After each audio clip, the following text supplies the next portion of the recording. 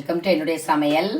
நாம் இன்றைக்கு ஒரு நல்ல ஒரு டேஸ்டியான டிசர்ட் பண்ண போகிறோம். இது வந்து ஸ்ட்ராபெரி மூஸ். இது வந்து ஐஸ்கிரீம் மாதிரி இருக்கும். வீட்டில் நீங்கள் க்ரீம் வாங்கி வச்சு செய்து கொடுக்கலாம். வாங்க இது எப்படி செய்யலான்னு பார்ப்போம்.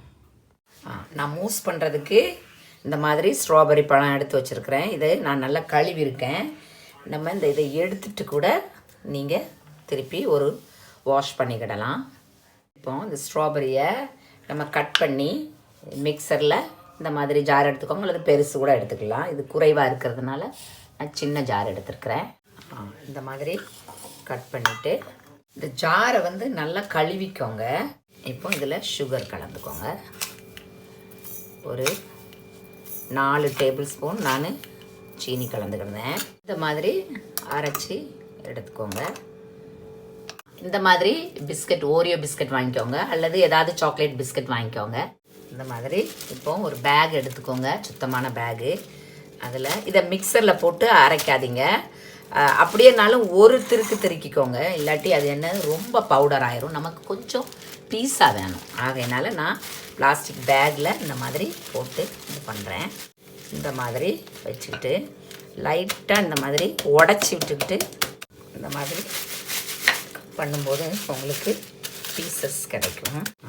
இந்த மாதிரி பீசஸாக லைட்டாக இருக்கணும், க்ரம்ஸாக இருக்கணும். இந்த மாதிரி இதோ ரெடி ஆகிட்டு இந்த மாதிரி விப்பிங் க்ரீம் வாங்கிக்கோங்க. கடையில் கிடைக்கும், ஐஸ்கிரீம் கடைகளில் அல்லது கேக் கடைகளில் கிடைக்கும். இது வந்து நான் ஃப்ரீசரில் வச்சது. வெளியில் ஒரு 1 hour ரூம் டெம்பரேச்சரில் வச்சு நீங்கள் இதை மாதிரி யூஸ் பண்ணலாம். நான் வந்து அதிகமாகவே நான் செய்கிறேன்.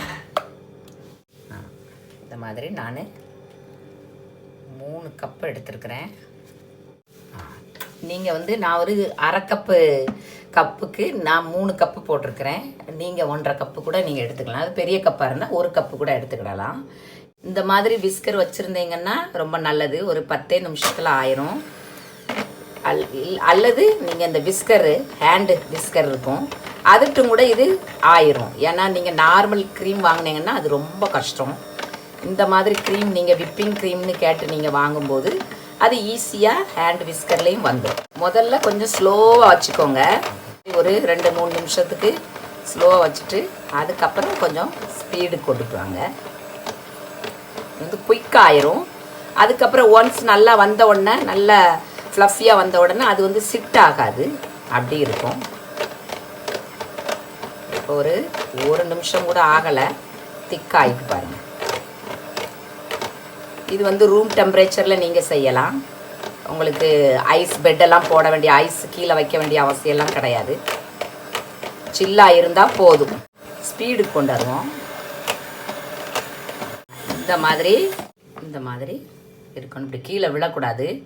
ஒரு 5 நிமிஷம் தான் செய்திருப்பேன். இவ்வளோ அழகாக வந்துட்டு பாருங்கள். அது மாதிரி இது வந்து சுகர் ஆடடாக இருக்குது. இதில் வந்து சீனி கலந்துருக்கு ஆல்ரெடி. நீங்கள் சீனி கலக்காதது வாங்கினீங்கன்னா சீனி பவுடர் சுகர் கலந்துக்கோங்க. அந்த மாதிரி இப்போ இது ரெடி ஆயிட்டு.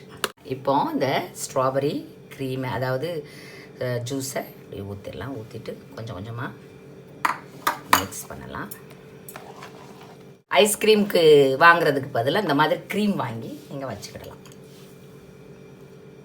எல்லாமே கலந்துருந்தேன். இப்போ வந்துட்டு நம்ம கொஞ்சம் மிக்ஸ் பண்ணி எடுத்துக்கலாம். இந்த மாதிரி நல்லா மிக்ஸ் பண்ணிக்கோங்க. இந்த மாதிரி கிளாஸ் எடுத்துக்கோங்க. அப்போ உங்களுக்கு ஈஸியாக ஒரு பிளாஸ்டிக் பேக் எடுத்துக்கிட்டேன்னா இந்த மாதிரி கோன் கிடைச்சாலும் வாங்கிக்கோங்க. இந்த மாதிரி பேக்ஸ் கேக் கடையில் கிடைக்கும். இந்த மாதிரி கிடைச்சாலும் வாங்கிக்கோங்க. அப்படி இல்லைன்னா நம்ம பால் பேகு, ஏதாவது பேகு, பிளாஸ்டிக் பேக் இந்த மாதிரி நல்லா வச்சுக்கோங்க. இந்த மாதிரி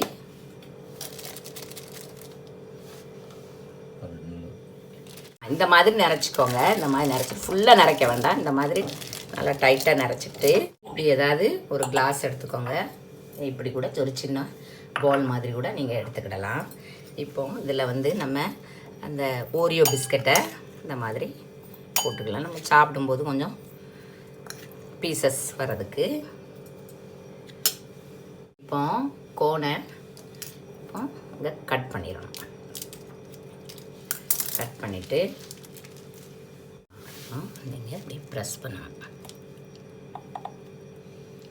கொஞ்சோண்டு வெட்டி வச்சுருக்கிற ஸ்ட்ராபெரியை போட்டுக்கோங்க.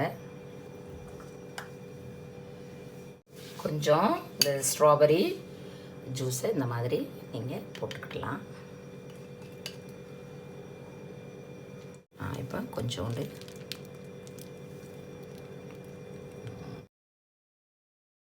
மாதிரி மேலே ஒரு ஸ்லைஸு நான் ஸ்ட்ராபெரியை நான் வச்சுருக்கிறேன்.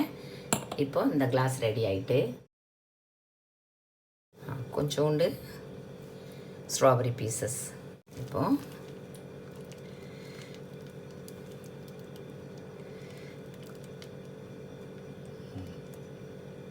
இது வந்து ரோஸ் எசன்ஸ், உங்களுக்கு பிடிச்சா ஊற்றிக்கோங்க. இது ரொம்ப நல்லா டேஸ்ட் நல்லாயிருக்கும். கொஞ்சம் ஸ்ட்ராபெரி இப்போ ரெடி ஆகிட்டு இந்த மாதிரி குழந்தைங்களுக்கு செய்து கொடுங்க. நல்லா ஃப்ரிட்ஜில் வச்சு ஒரு அரை மணி நேரம் கழித்து கூட நீங்கள் கொடுக்கலாம். ஒரு 10 நிமிஷம் கழித்து கூட கொடுக்கலாம். அப்படியேனாலும் நீங்கள் கொடுக்கலாம். ரொம்ப டேஸ்ட்டாக இருக்கும். இது வரைக்கும் பார்த்ததுக்கு ரொம்ப ரொம்ப நன்றி. ப்ளீஸ் சப்ஸ்கிரைப் பண்ணுங்கள். தேங்க்யூ ஸோ மச் ஃபார் வாட்சிங். தேங்க்யூ.